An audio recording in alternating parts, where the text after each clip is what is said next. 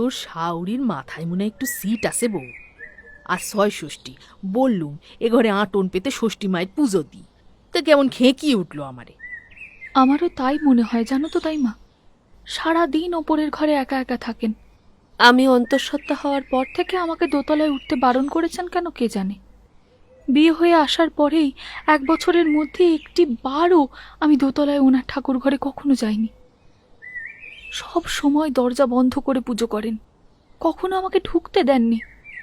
ওনার অদ্ভুত আচরণের কোনো কারণ বুঝি না বাবু।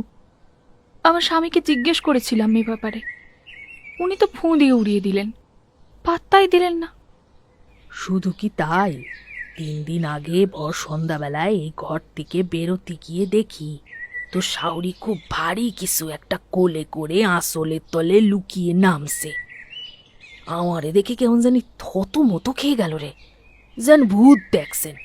কি জিনিস ছিল কে জানে, বড়লোক বাড়িতে সব বড় বড় ব্যাপার। তা কি আর করা যাবে, বাড়িতে যখন করতে দেবে না, ষষ্ঠীতলা গিয়ে তোর একটা ছেলের নাম করে একটু পুজো দিয়ে আসি গে।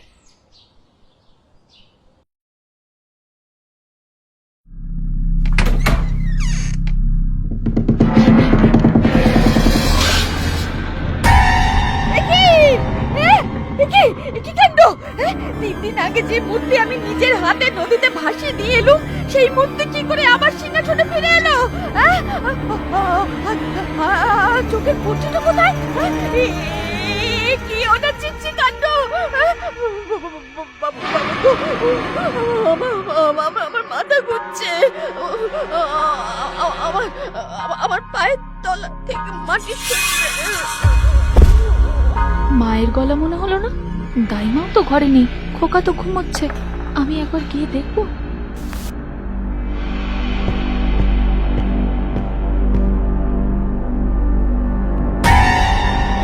মা, মা, কি হয়েছে মা?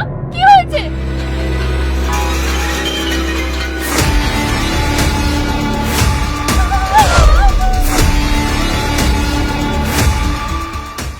সুজাতা, সুজাতা, তোর বাচ্চাটা দে। কে কে ডাকলো আমায়? আমি তোর বাচ্চা নিতে এসেছি। এ বাড়িতে কোনো বাচ্চা আমার কবরে মুক্তি পায় না, তোর পেটেরটাও পাবে না।